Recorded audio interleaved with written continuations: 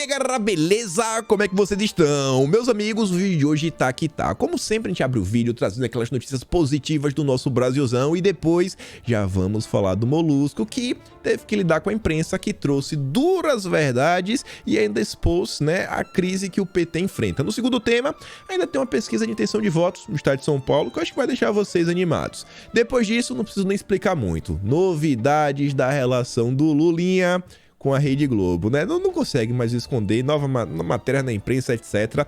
Depois, gente, temos que falar, tem muita coisa, sobre a democracia petista. Relembrar algumas coisas até que aconteceram no passado, porque quem reapareceu na imprensa foi o Benchimol da XP. Ele foi questionado nas redes sociais se ele não teria ido beijar a mão do Lula, e ele falou que não, foi só uma atitude de pragmatismo e sensatez. E a gente vai ter que comentar sobre isso e relembrar algumas coisas, até relembrar o que Bolsonaro fazia, sei lá, no longínquo ano de 2010. E por fim, é um assunto que eu acho que realmente vale celebrar, acho que os céus estão em festa. Uma decisão no âmbito judiciário tá para ser revista aí nos Estados Unidos e, gente, é basicamente o que dá realmente assim a base do Meu Corpo, Minhas Regras.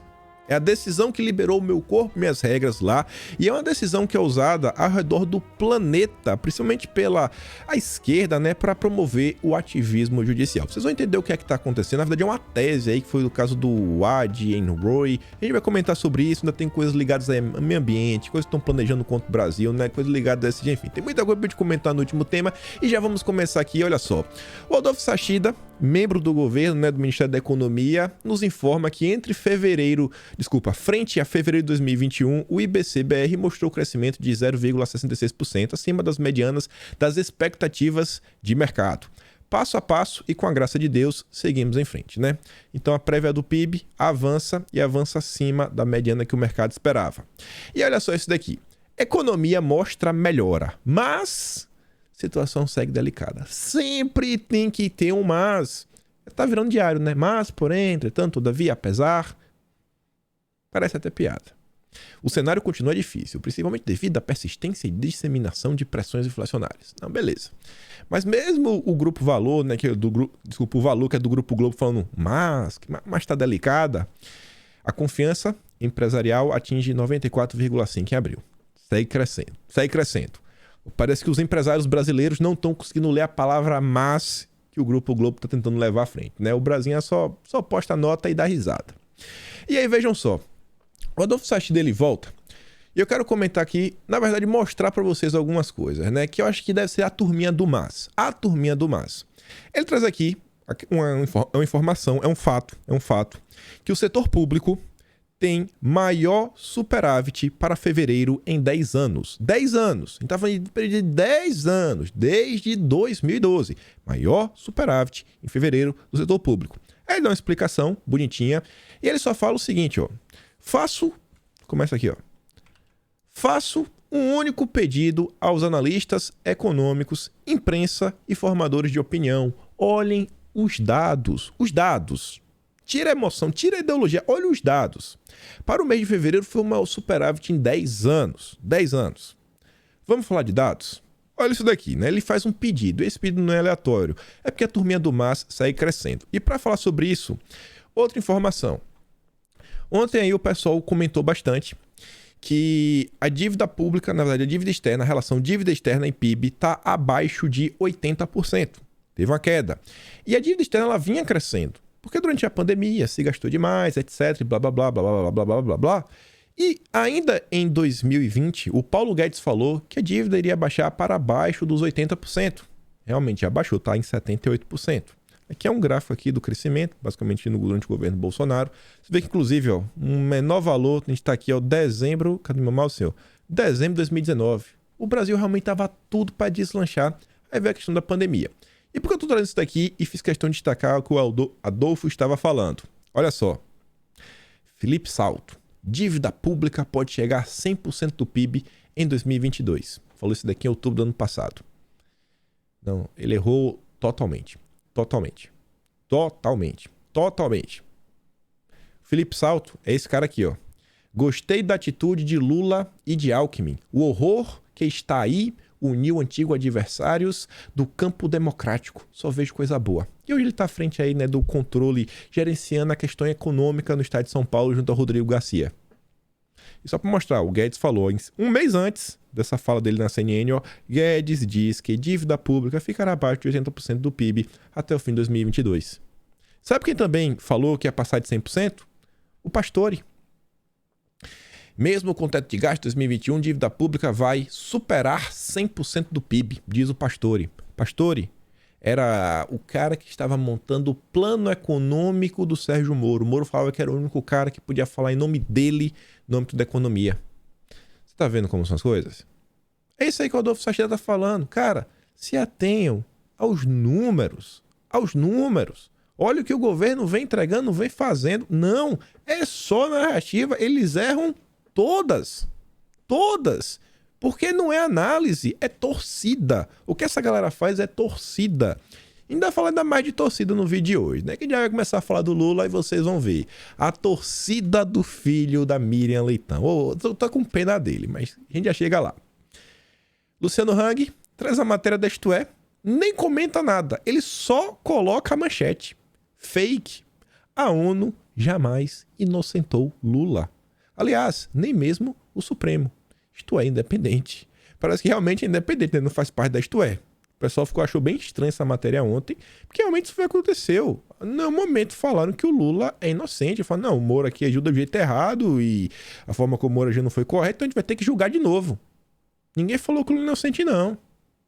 Ninguém, em momento nenhum, falou que o Lula é inocente. Coitadinho dele, né? Não é coitado, não. Aí vejam só.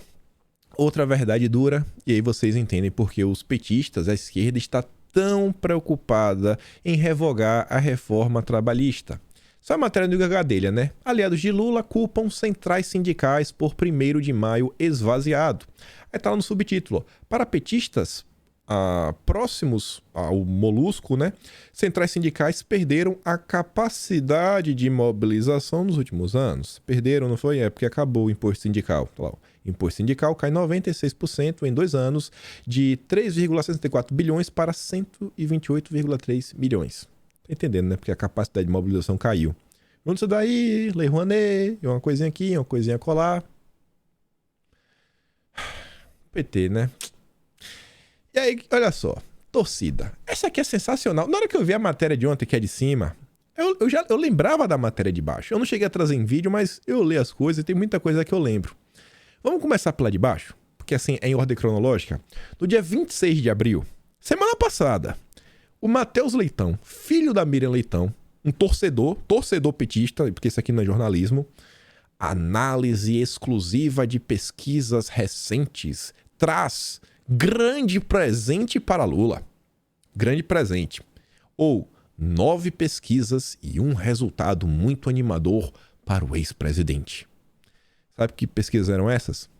As conclusões acima são deste colunista após ler um estudo feito pelo Instituto Vox Populi para o PT.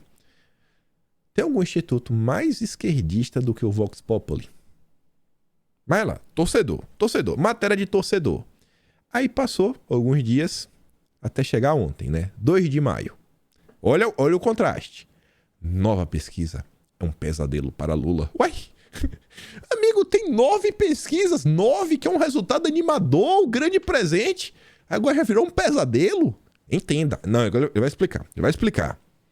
Não se esperava, nem no PT, nem entre os mais respeitados cientistas políticos, que Jair Bolsonaro superasse Lula numericamente em São Paulo antes mesmo do início oficial das eleições. Mas é o que mostrou a nova rodada do Instituto Paraná Pesquisas, feita entre os dias 24 e 29 de abril e divulgada neste fim de semana. Diz que o que acontece em São Paulo é o espelho do Brasil. E olha esse parágrafo de 3 palavras. Espero que não. Espero que não. Espero que não. É torcedor. Torcedor. Ele realmente espera que não. O Lula tem que vencer. O Lula tem que vencer. Isso aqui é jornalismo? Pelo amor de Deus, pô. O mesmo cara. A diferença é o quê? Eu abri o mês de 30 dias, né? Então, 6 dias de diferença de grande presente pra pesadelo. Ainda falando, espero? Pelo amor de Deus. Aqui é torcida. Torcida. Parabéns, Matheus Leitão. Manda aí pro teu amigo isentão, torcedor. Aqui, ó, torcedor do 13. Mas vamos continuar. Aí vem, né? Lula traça plano para Alckmin viajar ao país e atenuar a resistência do agro ao petista.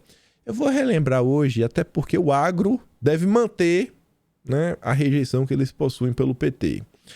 A cena eleitoral de Lula aos aliados do MST e do MTST. Bom, isso aqui já é o suficiente, né, para lembrar que o Lula é pró-MST e que passa longe de ser um grupo democrático, né? Aí eles até falam, né? Estelionato eleitoral, pelo amor de Deus, né? Quando Lula acena para grupos como MST e diz que eles serão protagonistas do seu governo, Lula sabe que as portas do agro se fecham. Alckmin tentará pacificar e diminuir os estragos causados pelos diversos ataques de Lula ao agro. O golpe tá aí. Cai quem quer. Mas vamos continuar. Falando em pesquisa, né? Haddad lidera a corrida ao governo de São Paulo. Márcio França e Tarcísio estão empatados. Leia. Aí a Bia fala o seguinte, né? Haddad é tão líder que tiveram que recorrer à foto da campanha presidencial de 2018 em Fortaleza. Poderiam ter utilizado, né, alguma foto de ontem, para mostrar como realmente Haddad tem bastante apoio por onde ele passa. Vamos ver essa tal pesquisa. Um número interessante dessa pesquisa é o seguinte. As pesquisas, não sei se vocês já acompanharam. Toda pesquisa normalmente tem a espontânea e a estimulada. Espontânea é o seguinte: quem você vai votar? E não dá nenhuma opção. A estimulada é depois que você dá as opções, normalmente as coisas mudam. Na espontânea, que não dá nenhum dado, valor nem nada, você vê, ó, Tarcísio é para esse primeiro lugar. 6,8%. Haddad 4,2%, Márcio França 2,3%. Você vê que até a esquerda está meio perdida. A direita, não sei o que está acontecendo também. Também não vamos ficar presos esses números. Mas olha lá, né? Olha o tamanho. 74,1% não sabe, não respondeu. Essa pesquisa também mostrava que o Tarcísio, ele é muito pouco conhecido ainda em São Paulo. Muito pouco não, tem 30% da população que não conhece ele. E aí não sabe, não tem conhecimento suficiente para falar se vai votar no Tarcísio ou não. É uma parte que eu achei mais interessante, que é esse daqui, ó. Aqui tem a primeira pesquisa estimulada, que seria o cenário atual, com todos os nomes que vão disputar. O Haddad aparece com 29,7%. O Márcio França, 18,6%, e o Tarcísio, 15,2%. Isso daqui você pode ficar, pô, se o Márcio França e o Haddad se juntarem, já deve dar aí quase, sei lá, vamos botar aqui, quase 50%. Vamos arredondar bem para cima, 50%. Vão vencer. Eita, será que é isso que vai acontecer? Não sei, sim, não, talvez. E o Tarcísio cresce, não cresce? Muitas perguntas no ar.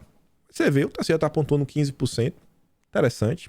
Isso porque é o candidato que é menos conhecido, segundo as pesquisas, os candidatos que têm chance de vencer. Só que olha isso daqui. Situação eleitoral governador. Fizeram um quarto cenário. Na hora de conversar com as pessoas, né, para fazer a pesquisa, eles falaram o seguinte, ó.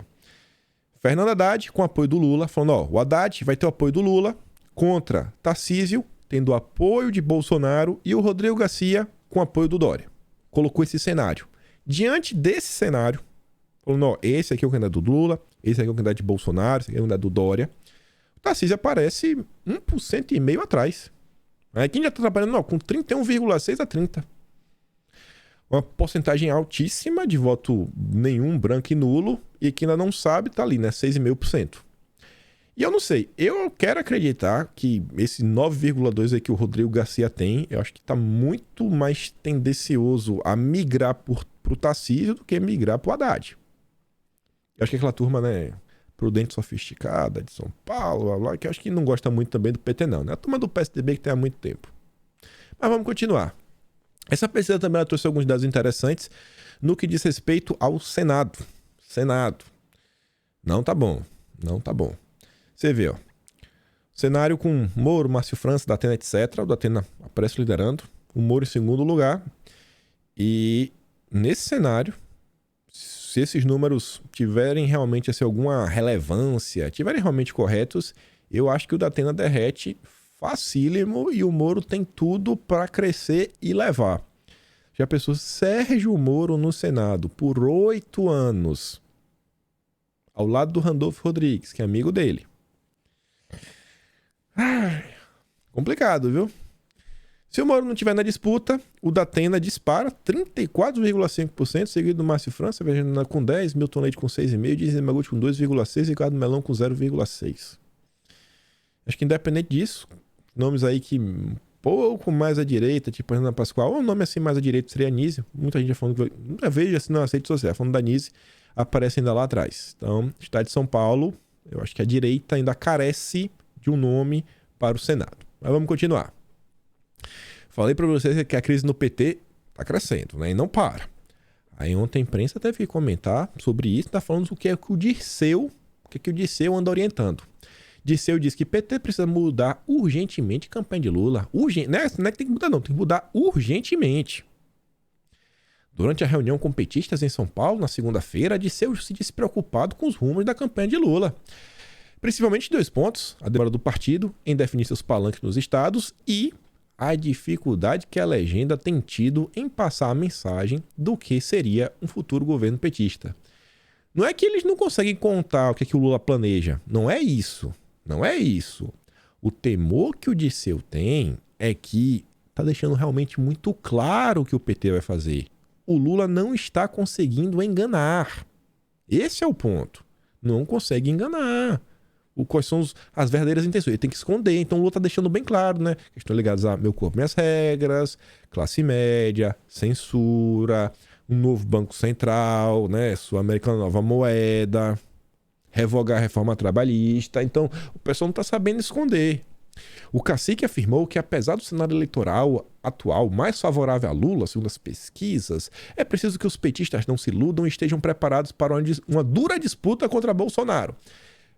O próximo parágrafo vocês vão dar risada.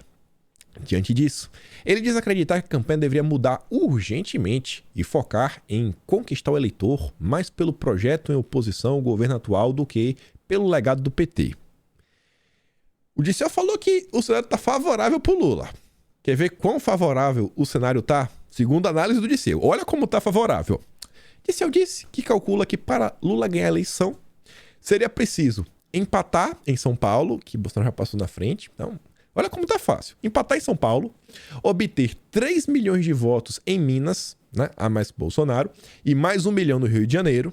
Além disso, precisaria ainda empatar com Bolsonaro no Centro-Oeste, no Norte, e considerar que a reserva eleitoral do PT tá garantida. Olha como tá fácil. Tá fácil demais. É por isso que ele quer mudar o jeito. Tá fácil. Tá no papo essa vitória. Por fim, ele disse que acredita na vitória, mas indicou preocupação com as ameaças do bolsonarismo de tumultuar o processo eleitoral. O disse é uma piada, né? Nós já temos a experiência de 2018, sabemos o que é uma campanha contra o bolsonarismo e como ele se comporta. Sabemos dos riscos da violência, dos riscos de desestabilização, dos riscos de colocar a própria eleição e o calendário eleitoral em risco e depois não aceitar o resultado. Não aceitar. Bolsonaro, ele venceu, amigo. E a única violência que teve foi contra Bolsonaro, né? Quase tiraram a vida dele. A imprensa dá voz para qualquer coisa que seja contra Bolsonaro. Mas vamos continuar na Veja ainda. O alerta de Paulo Coelho a Lula sobre o risco de reeleição de Bolsonaro. E o Paulo Coelho falou, ó, ele usou as redes sociais para alertar o ex-presidente sobre o risco do seu falatório descoordenado a ajudar a reeleger Jair Bolsonaro em outubro. Ou seja, o Lula tem que calar a boca, não pode falar a verdade, não pode ser sincero, tem que mentir para o povo. Mas cedo o radar mostrou como o petista vem fornecendo munição ao bolsonarismo a partir de suas falas. Se o Lula continuar com essa inconsistência verbal e se não investir em comunidades sociais de maneira inteligente e profissional, vai permitir que o atual inquilino do Planalto tenha sérias chances de reeleição. Você vê, né? Investir questões, comunidades sociais de maneira inteligente profissional. Investimento profissional. Tem alguém mais profissional que a Rede Globo? E é sobre isso que a gente vai falar agora. Olha só. Olha só quem está divulgando os grupos de WhatsApp do Lula. No WhatsApp, grupos lulistas expandem horários de postagem. Rapaz, ainda bota lá o Lula Verso, fotinha e tudo mais. A Globo tá demais. E tá trabalhando bem, tá trabalhando bem. Não falaram na... Eu não vi assim, né? Jornal Nacional, no Jornal Grande, falando sobre a fala do Lula, sobre os policiais. Vi uma passada de pano grande, né? Tá bom, tá bom. Vamos fingir que não tá acontecendo nada. Não dá pra fingir que não tá acontecendo nada. Saiu dia de ontem também do Correio da Manhã. Lá pequenininho, deu um zoom. Plim, plim. A relação do marqueteiro de Lula com o grupo que controla a TV Bahia, filiada da Globo e ligada à família Magalhães, é mais um elo que liga a atuação da rede na mudança de estratégia da campanha do pré-candidato petista. A exemplo do que fez com Collor, o queridinho da vez é o Lula. Tudo para derrotar Bolsonaro nas urnas. Quem diria, hein? Lulinha, o queridinho da Rede Globo. Mas vamos continuar. Lá vem a Globo. Olha quem traz a informação em primeira mão. O Lauro Jardim, o colunista mais importante da Rede Globo. PT se reúne novamente para tratar do comando de comunicação da campanha de Lula. A Globo sabe de tudo. A Globo sabe do que vai acontecer primeiro que todo mundo. A cúpula do PT se reúne hoje, logo mais, para tentar definir quem assumirá o lugar de Franco Martins. 5h20 da manhã, Laurinho já estava... Não, essa aqui foi dia de ontem.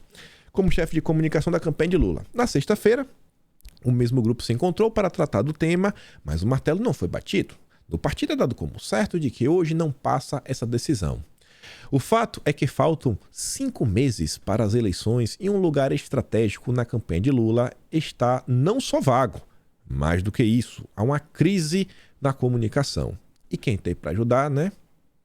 A maior rede de televisão desse Brasil, tida inclusive internamente como antiga, analógica e desatualizada em comparação com a de Jair Bolsonaro.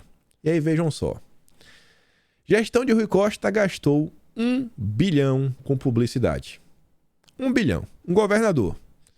O que você acha que a imprensa está esperando de uma volta de um governo petista? Se um governador gastou 1 bi, imagina aí. Imagina. O André fala, né? Enquanto a Bahia não tem dinheiro para a segurança pública, saúde e educação, Rui Costa torra 1 bilhão em publicidade, sendo que meio bi foi todo para o novo marqueteiro do Lula. Não deve ser barato fazer o marketing da alma mais honesta do mundo. E sobre isso, olha isso daqui. Matéria totalmente torcedor, né? Robson Bonito, que esse aqui é o colunista mais importante também da Veja, né? Que é da coluna Radar. As informações de bastidores que a Veja tem, que só a Veja tem. Perdido em seu discurso, Lula comete erros que ajudam Bolsonaro. Aqui ele está tentando fazer uma autocrítica para ajudar o Lula. Primeiro foi a fala sobre o meu corpo, minhas regras. E o ataque à classe média, que ostentaria padrão de vida europeu nesta surrada esquina da América Latina. Aí veio o silêncio sobre o ataque de Bolsonaro ao Supremo. No fim de semana, a fala sobre os policiais. Bolsonaro não gosta de gente, gosta de policial. Agora, a proposta de moeda única na América Latina. Depois, o vai não vai da reforma trabalhista. Lula queria revogar. Aí mudou para modernizar. E foi atropelado pelo PT, que voltou a defender a derrubada da reforma. Sem assessoria na área de comunicação, o petista segue falando para blogueiros de esquerda, rádios de interior e veículos de fora do país. Prega para convertidos, enquanto seu adversário dita o jogo ao mobilizar o noticiário nacional com suas ações radicais no Planalto. Você consegue ver, né? A baba de raiva, assim, uma boca espumando. Do Robson Boninho. Meu Deus, véio. Deve ser por causa disso, né? Rui Costa gastou 1 bilhão de publicidade. 1 bilhão. Eita, imagina o Lula voltando. Não vai voltar, não. Não vai voltar. Eu realmente acho que, meu amigo, é o homem lá de novo. 22-22. Mas vamos continuar. Correio da Manhã de hoje. Dono da XP, olha a capa jornal impresso. Dono da XP classifica beijar a mão de Lula com uma atitude sensata e pragmática. Eu já tinha visto isso nas redes sociais. Já tinha visto isso, vou mostrar aqui pra vocês o que aconteceu. A Tsuki trouxe a postagem. Um rapaz chamado GML Botura, ele fez um comentário aí pro Benchimol falando o seguinte, ó. Hoje vai beijar a mão do Lula. E aí o Benchimol respondeu o seguinte, ó. Meu caro, me considero com muita humildade um dos maiores defensores do liberalismo e do empreendedorismo no Brasil. Liberal prudente e sofisticado, né? Tá. O meu papel institucional não é ficar esbravejando nas redes sociais, mas falar com todos os candidatos de forma isonômica e tentar lhes demonstrar o caminho da prosperidade, na minha opinião, tá? Isso não significa oferecer apoio, estender a mão, qualquer outra coisa do tipo. É apenas um trabalho institucional que o meu cargo exige. Tá bom. Aí vem, olha isso daqui. Respeito todos os candidatos e usarei minha voz como empresário para ajudar meu país a ser melhor, sempre. Ele respeita o Lula. Ele respeita o Lula. O Lula, esse cara respeita. Jamais fiz qualquer negócio com o governo, não precisei de qualquer favor político. Espero que outros empreendedores sérios e com voz ativa também pensem da mesma forma. Mas não precisa fazer negócio com um político não, pô. Às vezes você saber uma informação, às vezes você poder ajudar, né, indicando pessoas para levar o Brasil para frente. Não precisa fazer negócio não. Não tem ninguém besta, Benchimol. Mas olha como ele termina. Em alguns momentos, sensatez e pragmatismo são extremamente necessários. Conversar com o Lula, né? Na verdade, o cara pergunta, ó, beijar a mão do Lula. Ele responde como sensatez e pragmatismo. Eu acho que é por isso que o Itaú, né, comprou aí uma fatiazinha considerável da XP. Hatsuki, de forma bem simples e direta, falou o seguinte, ó, Guilherme Benchimol, isso não é pragmatismo, é amar o seu dinheiro acima do país. E o Correio da Manhã não só colocou ali na capa, não. Fez um editorial que eu acho bem interessante, que é o seguinte, ó. A democracia da XP só vale para a oposição de Bolsonaro. A postura de Guilherme Benchimol, fundador da XP, ao contrapor os ataques que sofreu nas redes, né, pelo seu encontro com Lula, considerou normal se curvar para um presidente que pilotou o maior escândalo de corrupção do país. Uma pena que o compliance da XP não tenha o refinamento de impedir o seu líder e fundador em se contaminar com excursões nada republicanas. Rapaz, essa bateu seco, viu? Vixe. O histórico do PT no governo pode ser traduzido no crescimento a jato da JBS ou ainda de banqueiros que estiveram no centro de operações como André Esteves no Pactual. Na sua resposta a um beijamão, Benchimol respondeu: meu papel não é ficar esbravejando nas redes sociais, babá, né? Ele chegou ao ápice ao afirmar que encontros com Lula são, em alguns momentos,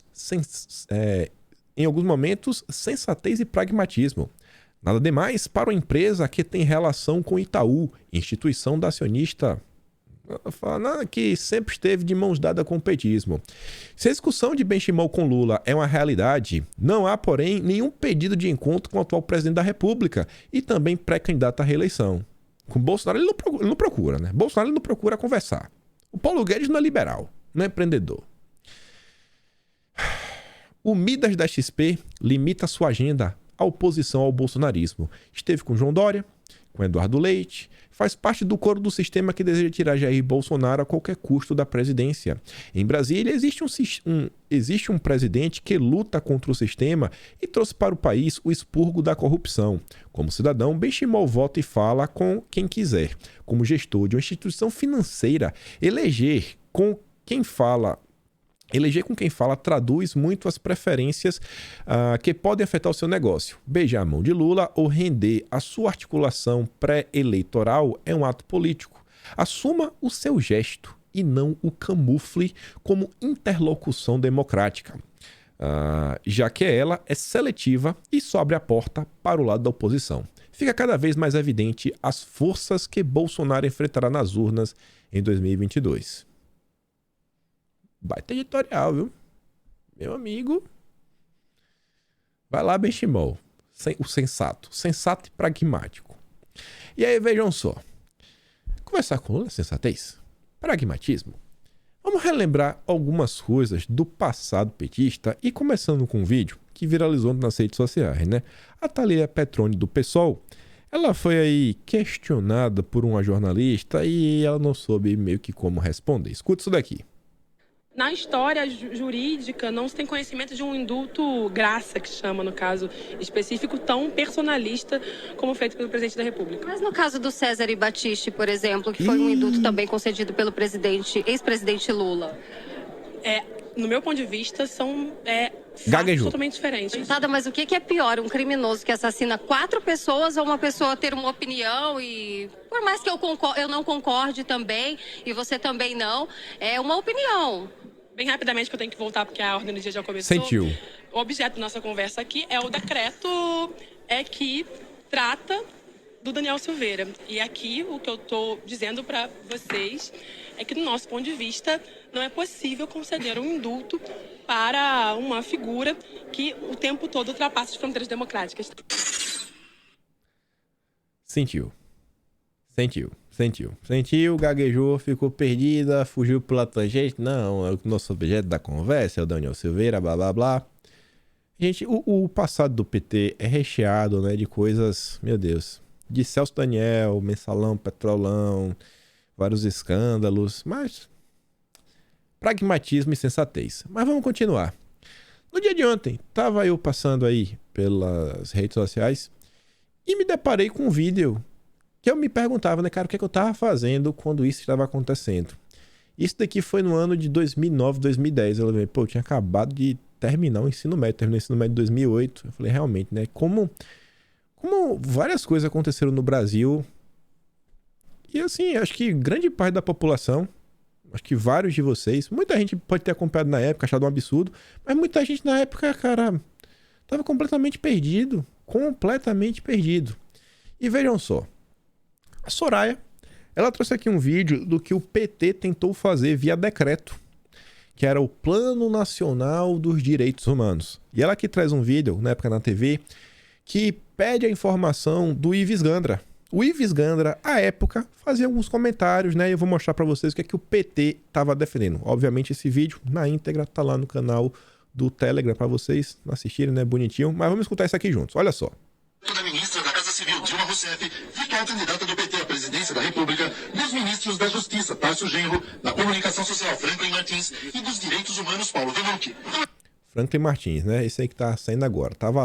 Desde quando essa turma já tava junta? Emaranhado de artigos e parágrafos que muitas vezes ataca a Constituição. O decreto provocou duras críticas da sociedade e uma forte reação dentro do próprio governo. Para os especialistas, se for aprovada da maneira como está, a lei será o mais duro golpe contra a democracia desde o fim da ditadura militar. Catedrático em Direito por 31 universidades no Brasil, na América do Sul e Europa, Ives analisou vários itens do novo decreto. Primeiro. O projeto prevê que o proprietário rural que tiver uma fazenda invadida não poderá mais recorrer ao judiciário. O que eles estão pretendendo é dar direito àquele que invadir qualquer terra, fazer com que, uma vez invadido, o direito de propriedade deixa de ser do proprietário e de ser do invasor. Uma vez que tu invadiu, a terra é tua. Não é mais do proprietário, é do invasor. E o Lula quer apoio do agro. Era via decreto. A lei quer evitar a divulgação de símbolos religiosos. Se não pode haver mais símbolos religiosos, nós temos que mudar o nome da cidade de São Paulo. Todas as cidades que têm nomes de santos não poderão mais ter.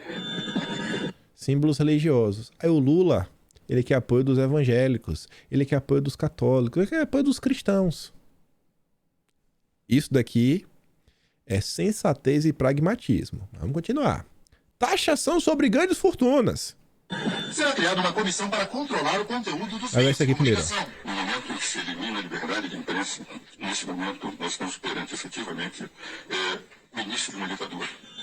Aqui, ó, grandes fortunas. O imposto sobre grandes fortunas seria instituído. É um imposto que afasta investimentos, porque aquele que formou um patrimônio, depois de ser tributado em todas as operações, ainda vai ser tributado no seu patrimônio pessoal.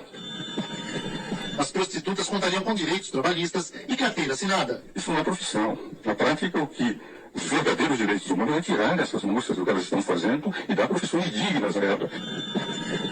Os responsáveis pela tortura durante a ditadura militar seriam julgados. Já os guerrilheiros, que também torturaram, ficariam livres de qualquer punição. Torturador de esquerda é um santo. Torturador de direita é um demônio. É um decreto preparatório para um regime ditatorial. Um decreto preparatório para um regime ditatorial. O áudio não tá tão bom porque é um vídeo de mais de 10 anos atrás. Mas, obviamente, vocês conseguem ver no Telegram, né? O áudio considera ficar melhor do que a captação pelo meu microfone. Sensatez e pragmatismo. Vamos lembrar isso aqui. É bom lembrar um pouco do legado do PT. Vai que você é um jovem como eu. Eu não acompanhei isso aqui na época, gente. Eu fui pego de surpresa por isso daqui. Eu não sabia. Vamos ver uma matéria do atual lulista, Reinaldo Azevedo. Na época, né, que ele não era lulista. Vamos falar assim, né? Ele mudou. Tudo em caixa alta. Olha o tamanho dessa manchete. O suposto decreto dos direitos humanos prega um golpe na justiça e extingue a propriedade privada no campo e nas cidades. Está no texto, basta ler. Primeiro parágrafo, já é esse daqui, ó. Luiz Inácio Lula da Silva, sim, o cara, fazendo piada, né, com o negócio que teve com Obama, né, que o Obama falou que o Lula era o cara. O Lula resolveu fazer a sua própria Constituição. Ele assinou um decreto que tem o fedor de um golpe de Estado branco. E não falta ao texto nem mesmo as 5 do lulopetismo. Está anunciando uma espécie de programa de governo de Dilma Rousseff. Explico com um pouquinho de história. Não vou mostrar o artigo, é gigante, vale a pena ler. O Renato Azevedo ele está analisando ponto a ponto, tipo que o Ives Gandra vinha fazendo, só que de forma maior, né, mais explicada. Olha o que ele escreve depois com caixa alta. É preciso que se diga com clareza. O decreto 7.037 é um convite à institucionalização de uma espécie de Estado Novo lulista. Ou de ditadura dos companheiros. E não é assim porque eu quero, é assim porque assim está no texto. Sensatez e pragmatismo. A sensatez do Guilherme Benchimol, da turma da XP. Que aconteceu no passado, né? Talvez no passado o Benchimol estava muito preocupado em ganhar dinheiro e não acompanhou o cenário político brasileiro. Vamos continuar.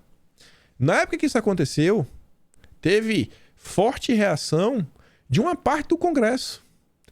Quem estava lá? Quem estava lá peitando os petistas? Quem estava lá? Olha isso daqui. Aqui também foi a Soraya que me mandou. Ela mesmo que achou. 20 de abril de 2010. Departamento de Taquigrafia, Revisão e Redação, Núcleo de Redação Final e Comissões, texto com redação final. Aqui foi um evento, né? Audiência Pública número 386. Audiência Pública, tempo de gravação, etc.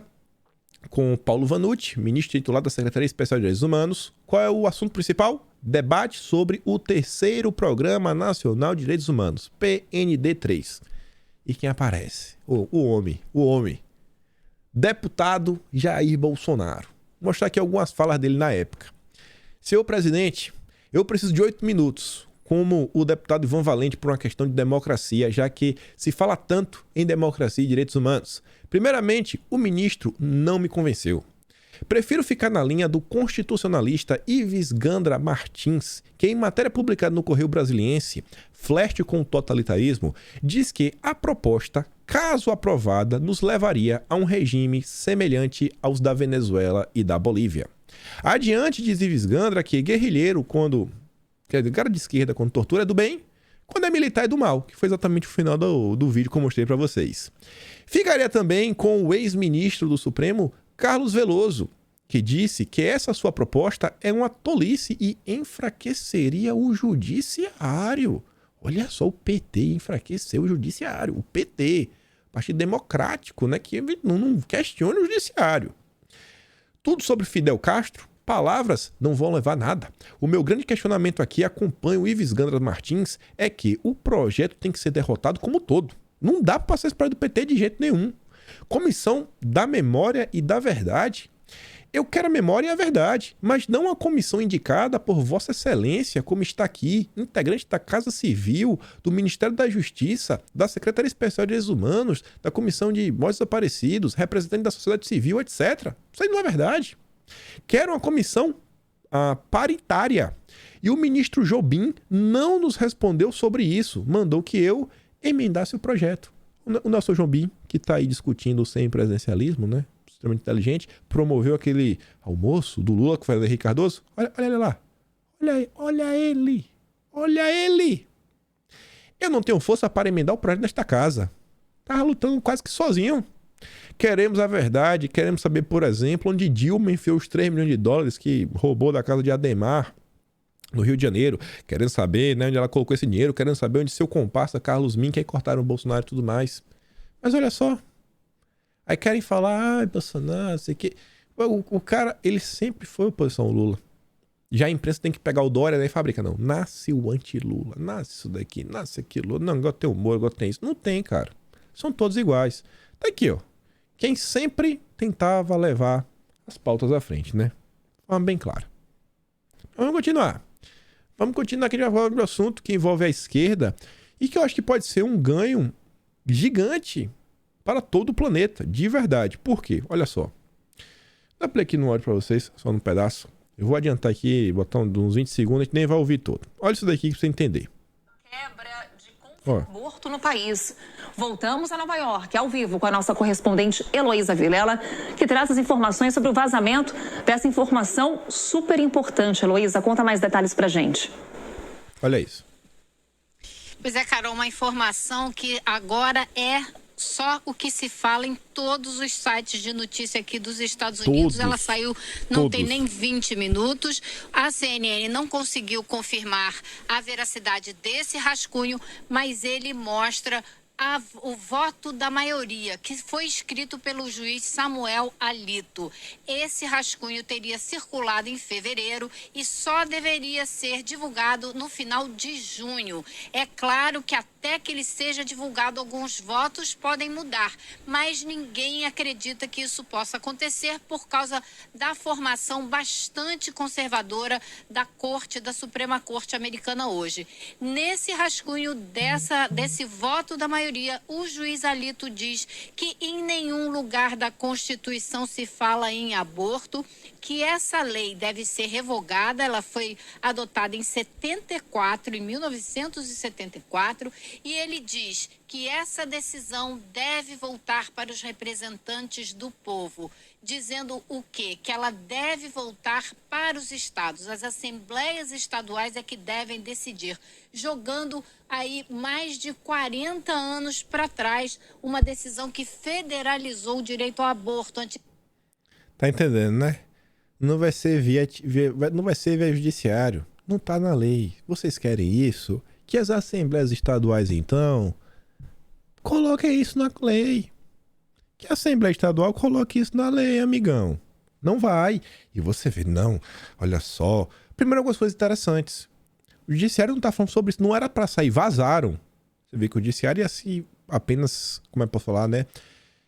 Apenas se pronunciar nos autos. Isso é interessante. Segundo, ela diz, olha, eles não estão voltando aí 40 anos, como se fosse um retrocesso. Como se fosse um retrocesso. E, gente, essa decisão ela é importantíssima. Por que ela é importantíssima? Eu vou te explicar por quê. Você pode não ser um operador do direito, um bacharel nem nada. Eu não sou. Mas a gente vai entender juntos e falar, cara, graças a meu bom Deus que essa tese vai desaparecer. Olha quem tá chorando. Só vou mostrar o nome, né? A Hillary. Tá chorando. Não vou nem traduzir. Tá chorando. Tá desesperada. Desesperada chorando. Vamos começar. Em 23 de fevereiro, a gente gravou um vídeo. Não sei qual foi o número do episódio, etc. Mas eu trouxe esses tweets aqui da Tsuki. E ela fala sobre o caso do Roe e Wade. Que é esse caso aí agora que vai cair por terra. Só que antes de falar desse caso, vamos falar de uma outra coisa também. Eita, deu uma câmera na perna agora. Corte de Warren. A Corte de Warren, ela termina antes dessa decisão. Só que é a Corte de Warren, que era uma corte de esquerda, progressista, que defendia o ativismo judicial, que criou a base para essas ações acontecerem. Quem fala isso não sou eu. Quem fala isso é um dos maiores juristas brasileiros. Não é o Isgandra, é o senhor Sérgio Fernando Moro. Aqui, ó. Olha a letra cursiva aqui. Sérgio Fernando Moro. Em um artigo que ele escreveu no ano de 2001. A Corte Exemplar. Considerações sobre a Corte de Warren. Vejam só. Moro trata essa corte como exemplar. E aí vocês vão começar a entender como aquela decisão é importante. Lá no artigo, Moro fala o seguinte, ó, direito à privacidade. Conforme dito, o direito de privacidade não encontra previsão expressa no texto da Constituição norte-americana, que exatamente está falando, cara, não está na lei. Não obstante, em Roe e Wade, de 1973, a Kurt Burger, que veio depois da Corte de Warren, reconheceu com base no direito de privacidade que, olha como o Moro é baixo. Interrupção da gravidez. Moro não é homem para usar a palavra. Ele tem que passar pano. Ó, interromper. Aperta o botão de pausa aí. Pausa aí o micro-ondas. De pausar o micro-ondas, sabe? Liga o micro... Não, pausa aí. Poderia, né? Não poderia ser indistintamente criminalizada. Como isso foi possível? Essa decisão foi depois da Corte de Warren. Isso foi possível? A origem de Roe e de várias outras decisões envolvendo o direito de privacidade encontra-se na jurisprudência da Corte de Warren. A Corte de Warren admitiu a possibilidade de reconhecimento de direitos não enumerados na Constituição norte-americana, seja com base na nona emenda da Constituição norte-americana, seja com base nas normas do Due Process of Law e Equal Protection of Law, ou ainda com base em interpretação construtiva de prescrições constitucionais específicas. Construtivo, eu só lembro de construtivismo, né, do Paulo Freire. Então perceba, foi um acordo de esquerda que permitiu tomar decisões que não estavam na Constituição. Basicamente isso. Ativismo judicial. Corte exemplar para o senhor Sérgio Moro. Mas vamos continuar. A Tsuka, ela trouxe mais coisas também na época. Em outra postagem, ela trouxe a tese de doutorado do senhor Sérgio Moro. E a gente também comentou esse vídeo.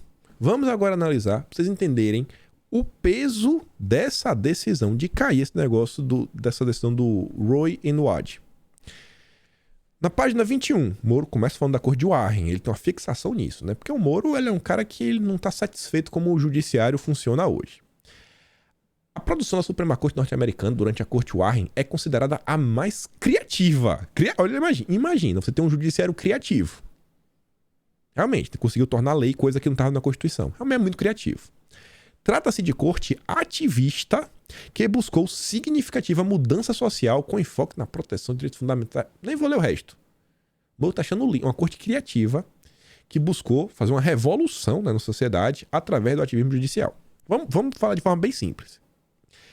A posterior aceitação de Miranda contribuiu para que a decisão jamais fosse revertida. Aliás, não foi revertida a maioria das conquistas da Corte de Warren, apesar da ameaça de cortes sucessivamente mais conservadoras. Bom, parece que esse ano algumas coisas vão mudar. É certo, contudo, que tais cortes não contribuíram para a expansão em larga medida de tais conquistas, as cortes que vieram depois. A reação à Corte de Warren não tardou. Sucessivas indicações de juízes conservadores por presidentes republicanos, Nixon, Reagan, Bush, culminaram por afastar a Suprema Corte do caminho iniciado por Warren. Olha só, você indicar ministros para os juízes, né, para a corte, você afasta do ativismo judicial. Vá! O presidente o cara que vencer a eleição presidencial agora em 2022 vai indicar pelo menos mais dois ministros para a Suprema Corte Brasileira. Aí o Moro falava o seguinte: assim, apesar das indicações de juízes conservadores destinadas à reversão da jurisprudência da Corte de Warren, as conquistas desta permanecem em vigor. Vai cair viu? Todavia, tais indicações não propiciaram a extensão de algumas dessas conquistas nem evolução significativa da linha jurisprudencial daquela corte. De qualquer forma, está assegurada a Corte de Warren por suas decisões sua influência na jurisprudência e na doutrina norte-americanas e mesmo mundial, um lugar no panteão das grandes cortes judiciais. Essa Corte de Warren e essas decisões que vieram depois, inclusive essa decisão do Roe and Wade, Wade and Roe, ela é atribuída à Corte de Warren. Se você for na Wikipedia, ela vai estar aqui na Corte de Warren, mesmo já tendo acabado, mesmo sendo no caso do Burger, porque foi o ativismo judicial. Se fala tanto em ativismo judicial no Brasil, a influência foi internacional. A queda dessa decisão, ela impugna diversas teses que a esquerda utiliza no âmbito judiciário. Vai ficar meio... Pode utilizar, mas não vai pegar muito bem. O seu grande mérito, olha só, para o Sérgio Moro, essa corte, o grande mérito foi ter a ousadia necessária para enfrentar os problemas constitucionais norte-americanos de seu tempo. A Corte de Warren prova, todavia, que algum ativismo judicial pode ser bom. Pode ser bom, tá bom. Contribuindo não para o enfraquecimento da jurisdição constitucional e da democracia, mas para o seu próprio fortalecimento. Olha só, né? Um judiciário ativo para proteger as instituições. Quando eu digo para vocês que o Moro, ele é pai de tudo que está acontecendo no Brasil hoje, o Moro já definiu no passado. Tá entendendo? Você quer entender o Brasil hoje? Quer entender o judiciário? Entenda o Sérgio Moro. Isso aqui é a tese de doutorado dele. Mas continua. Apesar das críticas ao julgado e mesmo pressionado com a sucessiva indicações de juízes mais conservadores, a Suprema Corte não revisou o princípio restabelecido em Roe. Aí ele está falando do caso agora que pode cair. Não reviu o caso de Roe, embora tenha tomado decisões que, de certa forma, limitaram o alcance do direito ali reconhecido. Está falando do meu corpo, minhas regras. E ele continua. Não é o objetivo deste trabalho crítica aprofundada sobre a decisão. Embora, diga-se em seu favor que ela, de certa forma, representa uma solução intermediária para a questão do meu corpo, minhas regras. Olha só, Moro, essa decisão aí, que com fé em Deus vai cair. O Moro via como uma solução interessante, intermediária em favor dela, satisfazendo em parte as duas correntes absolutamente opostas sobre o tema, o que não deixa de ser razoável em vista de um improvável consenso sobre ele. Tal decisão, talvez mais que qualquer outra, essa decisão, o caso Roe e Wade, que pode cair mais do que qualquer outra decisão, talvez da história do planeta, segundo Sérgio Moro, essa decisão ilustra o papel ativo da Suprema Corte. Esta, mesmo diante de tema absolutamente controvertido, tomou para si a responsabilidade para o bem ou para o mal de decidir a questão. Vocês já viram no Brasil, em algum momento recente, o judiciário brasileiro tomar para si as rédeas da democracia para proteger o nosso Brasil? Você consegue, assim, pela tese de doutorado do Moro, entender quão importante é isso? Não é só o meu corpo, minhas regras, mas como essa decisão embasa a atuação de vários operadores do direito. Várias teses conhecidas, que a gente já comentou em vídeo, não vou falar aqui hoje, são baseadas nesse negócio do Roe e Wade. Aí vejam só. Olha como as coisas já estão se encaminhando nos Estados Unidos, né? Se ele não cair. A Amazon vai pagar a viagem dos funcionários, né, nos Estados Unidos para dar o pause no micro-ondas, né? E outros tratamentos. O Vilimigo diz, né? A Amazon apoia o meu corpo, minhas regras. Olha a matéria. A Amazon vai reembolsar funcionários nos Estados Unidos que precisem viajar para realizar uma ampla variedade de tratamentos médicos. Se no estado que a colaboradora da empresa, né, mora, é proibido e pode viajar, a gente vai pagar. A gente vai bancar até $4.000. É $4.000. Ela não foi a primeira empresa a fazer isso. Recentemente, várias outras companhias americanas anunciaram planos que garantem acesso, né, aos funcionários. O movimento ocorre em meio a crescentes restrições para o procedimento em todo o país. Aí pensa o seguinte, isso daqui não é só para isso, são vários tratamentos. Cirurgia bariátrica, eu agora não lembro de outro, mas são vários tratamentos, vários. Dentre eles, meu corpo, minhas regras.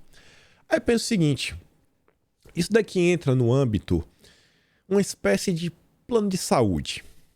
Mais do que isso, isso daqui entra no âmbito, né, no bem-estar, não é um bem-estar social, é um bem-estar social só que dos funcionários da empresa. Social, ESG. Vocês acham que empresas que se importam com o bem-estar social dos seus funcionários são melhores ou piores para se trabalhar? Vocês acham que uma medida como essa, se é que não já é um dos critérios para dizer com a empresa, não, você é bastante ESG das ideias? Tá entendendo? Tá entendendo como é que as coisas vão avançando? Depois isso daqui vai virar critério. É só colocar como critério de ESG. Aí você vai fazer todas multinacionais, empresas listadas nas bolsas de valores, aderirem a esse programa sensacional aos olhos, né, dessa turma. Vamos continuar. Olha isso daqui. No Brasil, e tem todo o direito. O governo Bolsonaro não precisa estar certo, não. Aí eu não sou jurista, mas olha só. O que eu quero dar destaque é uma coisa, ó. Carmen Lúcia vota para derrubar mais de 300 portarias da ex-ministra Damares. Não quero entrar no âmbito se a portaria está certa ou está errada, não. Não quero entrar. O que eu quero comentar é o seguinte, puxando já por essa matéria, ó. Bolsonaro faz a cena sua base fiel e resgata a pauta ideológica. Eu vejo todos os dias a turma super conservadora que vocês estão vendo agora, né? Tá, agora ficou escancarado, ele não consegue... Já criticam o Bolsonaro abertamente. Você já sabe de que eu tô falando de várias pessoas querem roubar para si os votos que é de Bolsonaro. Essa turma sempre fala que Bolsonaro abandonou as pautas. Que Bolsonaro abandonou isso, abandonou aquilo outro. Revogar 300 portarias. 300 portarias, gente. É portaria ou é decreto? Deixa eu ver. Portaria. 300. É alguma coisinha, né? é alguma... 300 portarias é alguma coisa. Isso, o que está sendo revisto. Vocês realmente acham, pessoal, no coração de vocês, um governo que tem mais de 20 mil funcionários, tem mais de 100 mil funcionários do governo federal, acho que só no Ministério da Saúde tem mais de 300 mil, eu acho, posso estar bem errado. Mas enfim, vocês acham que um governo desse tamanho, que é o governo brasileiro, está inchado, vocês acham que realmente, que diariamente, não existem iniciativas de pessoas de direita que estão no governo e que às vezes não estão nos holofotes, não estão lacrando nas redes sociais, de tentar avançar com as pautas? Vocês realmente acham isso? Vocês conseguem? Cara, eu me pergunto quem cai num discurso leviano desse, de querer apontar o dedo, Bolsonaro abandonou as pautas, e eles nunca dizem o que é. E quando diz, você vai olhar, no final do dia, não é Bolsonaro que abandonou, eles estão querendo cobrar que Bolsonaro seja um ditador e atropele o legislativo. Ele, no máximo, pode propor, cabe ao legislativo aprovar. O governo tem na lista de prioridades projetos também de segurança. Bolsonaristas querem impedir, por exemplo, a saída da temporada de presos. Mas depende do legislativo. Além de ampliar o porte para servidores públicos e afrouxar regras de aquisição, né, para colecionadores, atiradores e caçadores. Você não vai conseguir chegar à regra para o cidadão comum sem antes passar por esses setores. É dando os passos que dá, e mesmo um passo assim que já é restrito, já está difícil. Nas investidas mais recentes, o Planalto tenta legalizar a educação domiciliar, o homeschooling, instituir um Dia Nacional de Conscientização sobre os riscos do Meu Corpo, Minhas Regras. A proposta do homeschooling, que permite ensino em casa, foi encampada pelo Ministério da Mulher, da Família e dos Direitos Humanos e agora foi assumida pelo Ministério da Educação. Quando alguém quer falar que o governo abandonou as pautas, pelo amor de Deus, é de uma baixeza. Tem que ser muito sórdido para fazer algo assim. Jogar baixo. Tem que jogar muito baixo.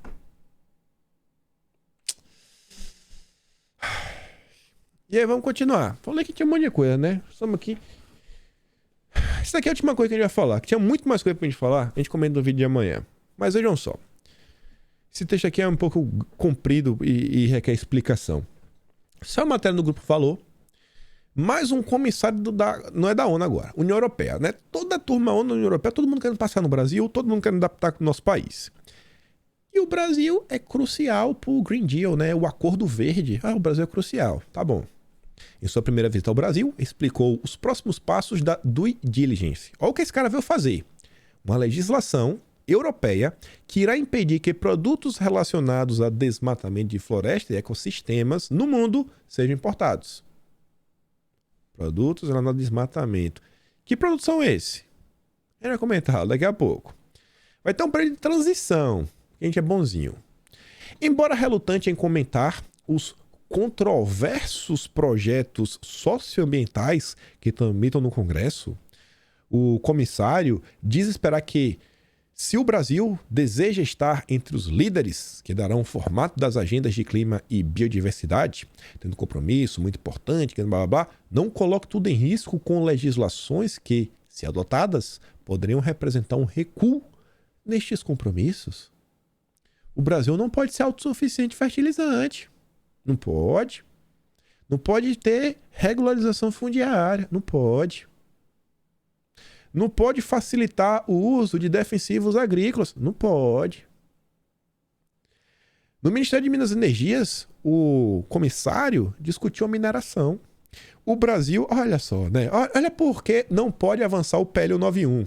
O Brasil tem a segunda reserva global dos minerais conhecidos por terras raras, fundamentais em muitos produtos-chave da descarbonização europeia, como carros elétricos e placas fotovoltaicas.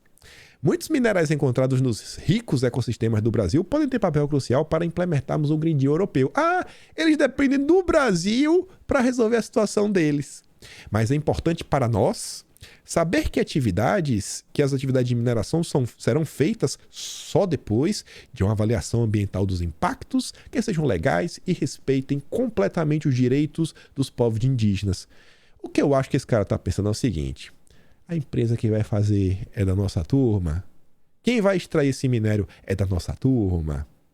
Porque eles querem colocar tanto embargo tanto requisito, tanta proteção, que no final do dia, só quem vai conseguir operar é uma espécie de JBS da mineração.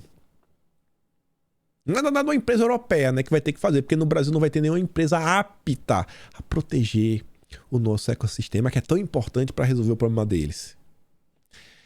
Qual a ideia da sua viagem no Brasil? O que achou dela? Não, olha só, não dos objetivos, é ver o negócio das florestas, ver com meus próprios olhos. Também quis ouvir as histórias do que está acontecendo na Amazônia. Olha a preocupação dele, Amazônia. Minha mensagem foi de como podemos unir forças para garantir que esses compromissos sejam alcançados. A Amazônia tem enorme impacto no clima do planeta e na biodiversidade, e é de interesse comum que ela seja salva. Interesse comum? Oh. Sai daí, rapaz. A Amazônia é do Brasil. Aí vem, ó. Como está o due diligence? A legislação que impede importar produtos ligados ao desmate. A política da União Europeia de desmatamento não é para a Amazônia, mas para todas as florestas e ecossistemas do mundo. É para o Brasil inteiro. A legislação será aplicável a todos os produtos associados a altos níveis de desmatamento. Temos inicialmente 6 grupos de produtos que, de acordo com nossa avaliação, têm maior impacto no desmatamento. Olha só coisa que o Brasil é recorde, né? Soja, carne, cacau, café, madeira e óleo de palma. É brincadeira. Poderão ser vendidos no mercado europeu só depois de provar de que não são associados a áreas onde o desmatamento aconteceu. Vai ter que provar. Como é que você prova? Através de certificadoras, certificações, etc. E aí você vai ter que agora, olha só, quem que vai ter dinheirinho? Quem é que vai ter dinheirinho? Aquele pequeno proprietário rural que tem 100 cabeças de gado. Como é que ele vai ter dinheiro para pagar essas auditorias caríssimas, conseguir certificados caríssimos, abrir toda a empresa dele, né, compliance, transparência, para conseguir provar que ele é do bem? Olha o que tá vindo para cima do Brasil. Já tá avisando, viu? Mas ele é bonzinho, ele vai dar um tempo pro brasileiro se acomodar. Você lembra? Que é uma coisa que eu já falei várias vezes. O artigo do Chico Graziano compartilhado pelo Sérgio Moro. O agro tecnológico não tem medo do meio ambiente. A JBS não tem medo disso, não. Não falta dinheiro para regularizar. Vocês querem que certificado a gente faz. Ah, manda aí, vamos gastar. Senta a mão, porque eu vou gastar, mas o pequeno vai quebrar, eu vou comprar o açougue dele, eu vou comprar o pasto dele, eu vou comprar as cabeças de gado dele. Aqui é o que vem pro Brasil. Aí você pensa, né? Lula versus Bolsonaro, a nível federal. Qual você acha que vai tentar impedir isso daí? Proteger o agro brasileiro, a maior riqueza do nosso país. Só para mostrar para vocês uma coisa, que já passou de 1 hora. São The Telegraph, os maiores jornais do Reino Unido. Já vou ler a tradução. Vou arriscar o meu pescoço para ligar do Twitter. O metano é o maior culpado do clima. E, ironicamente, que pode ser corrigido mais rapidamente. Isso daqui é um problema que a gente pode resolver. É um problema que pode resolver. Tão crucial na luta contra as mudanças climáticas. Precisamos de ideias loucas. Que ideia louca é essa? Vejam só. O príncipe Charles, ele apoia que as vacas usem uma máscara. Mas não é uma máscara igual. É uma máscara diferente. Para ajudar a salvar o planeta, um arroto de cada vez. Tem uma startup, Zelp, fundada pelo Francisco Norris, usa tecnologia pioneira, ou seja, só ele tem, para converter o metano expelido por rebanhos leiteiros e bovinos em água e dióxido de carbono, na tentativa de conter emissões.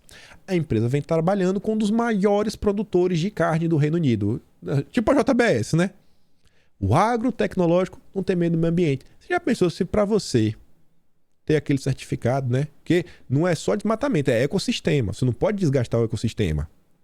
Se você tiver que colocar em cada banho uma máscara dessa, quanto custa a máscara dessa? É reutilizável? E para importar, tem pro mundo inteiro? Não tem? E aí? Porque, Irlanda do Norte enfrenta a perda de 1 milhão de ovelhas e gado para cumprir as metas. Para cumprir a meta, teve que tirar 1 milhão de cabeças. É o que tá vindo para cima do Brasil.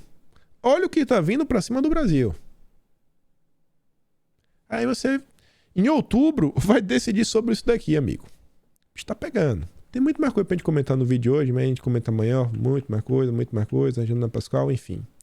Ficamos por aqui. Lembra daquela curtida, aquela compartilhada. corre lá no Telegram pra ver o vídeo. O videozinho aí do que o PT planejava no passado bem recente. E se gosta do meu trabalho, pode se tornar membro do canal, pode me apoiar pelo Patreon. A gente se vê amanhã. Aquele grande beijo, abraço, tamo juntos e valeu, meus amigos. Fui!